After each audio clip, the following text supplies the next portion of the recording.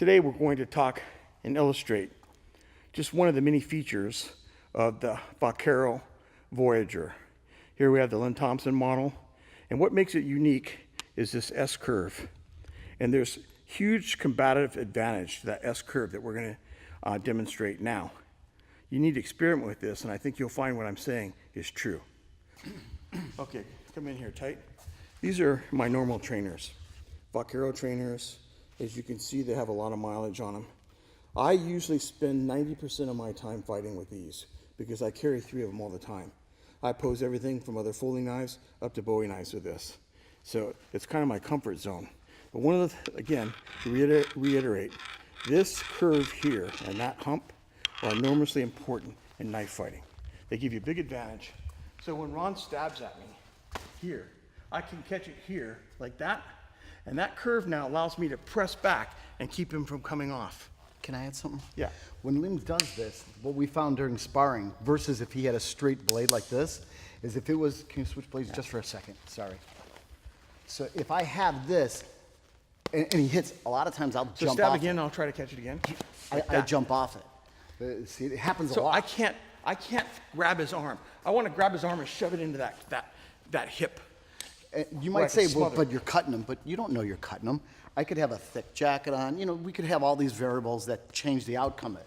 And the blade isn't super curved. It has some curve, but it isn't like a scimitar blade. So even when he comes off, maybe he just gets a pressure impact here, right? So it goes in a little bit. He comes off, he gets cut a little bit, but I haven't incapacitated that hand. So, and I can't control it because he can come right off it. But when we switch, and we go back to the Vaquero, and I pick it up here, now I'm clinging. Can I add a thing? Watch, when he clings like that, freeze. I'm hesitant because of that belly that it gathers everything, right, Lynn? Right. And I pull back, I'm worsening it. So I tend to, of course I want to come off it, but I tend to move in, which he feels that. I'll feel the whole thing and press him into my hip, into his hip. So the other, this inward curve and that belly traps him. Even if he pulls away, I can still cut him. I can feel him pull away. I'm losing him. Okay, I'll just give him a parting, horrible cut with that belly. Or if he is on me and I pull away, I'm doing the work for him. Right. This curved blade is almost like flypaper or sticky tape. I get on something, and I have now a really good chance to use a pressure cut. I get on it, and even if he's leaving, I get that pressure cut. And that pressure cut can be really good. And it's different versus a straight blade. Yeah, this is good. I pulled through, but this is better because now I line the edge, turn the edge, and pull the edge through. So this is really good with a pressure cut. But we were talking about how we slip off sometimes with the straight blade. Yeah, so without that, you'll slip off and you're not there for the pressure cut. So even when I just block, and I don't even be able to cut him, if you just cut with that hand, and I block, right? That's just an impact cut. May or may not do anything, but with this, I can turn that. As soon as I feel that, I turn the edge from my angle, and I pull through. And with a straight blade, it tends to slide off, and I don't get near as deep a cut. So that's a huge advantage. And there's other advantages that I'll go into later. Lots of advantages to this S-curve blade.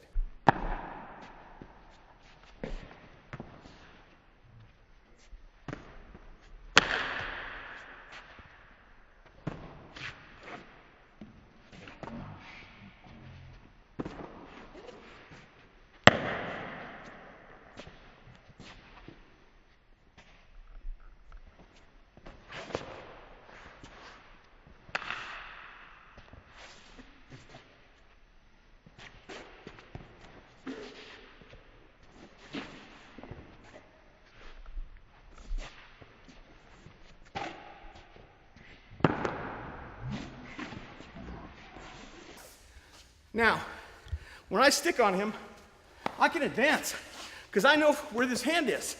If he's trying to get off, I'm measuring all that through my feel. From Wing Chun, our constant practice of Wing Chun, I got tremendous feel in my hands and on my arms.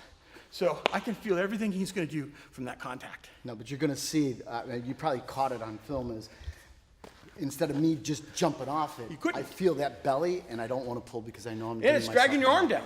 It's dragging so it down. I'm riding that with pressure. But people are going to question why I don't put pressure on it.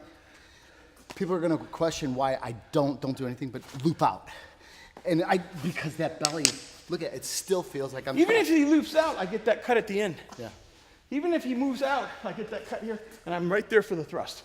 So he escapes this, but he ends up with that. Yeah. Leaves me in perfect position to stick him.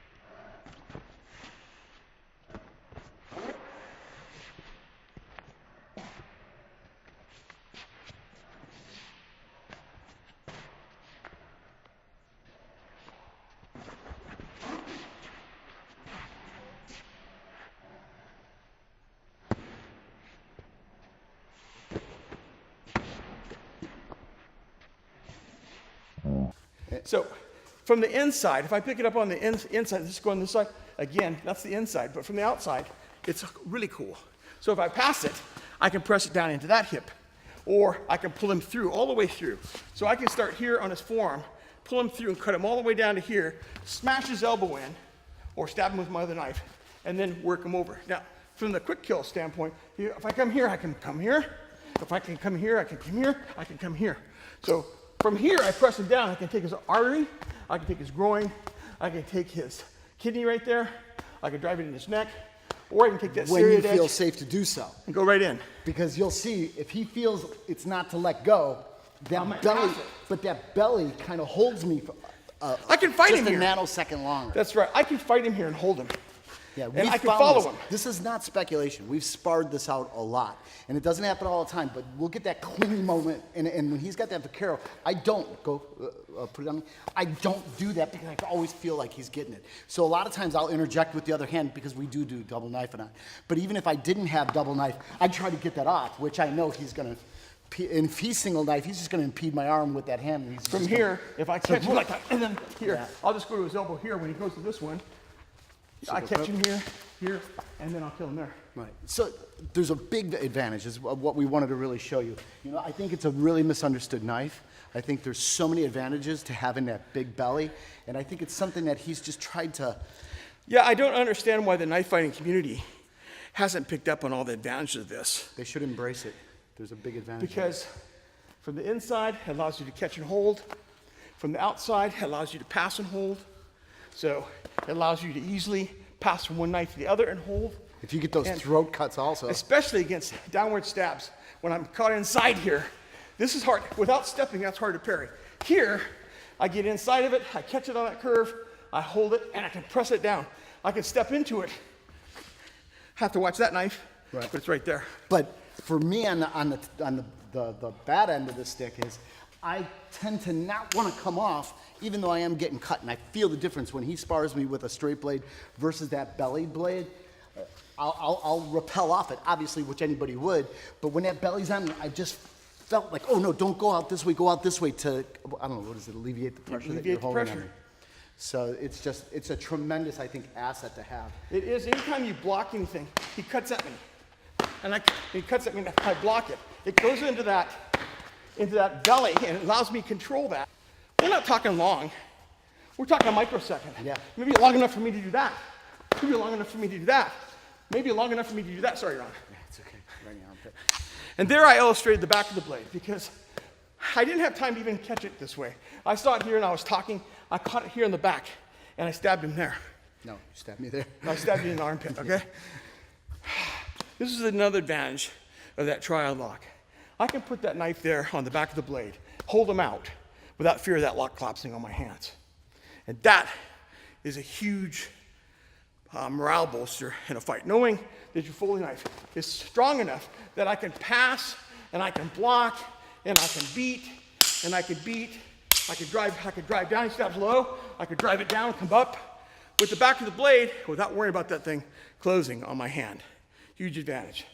So that's just one of the many advantages of the Vaquero S-curve blade. Maybe the future will show more. Thank you.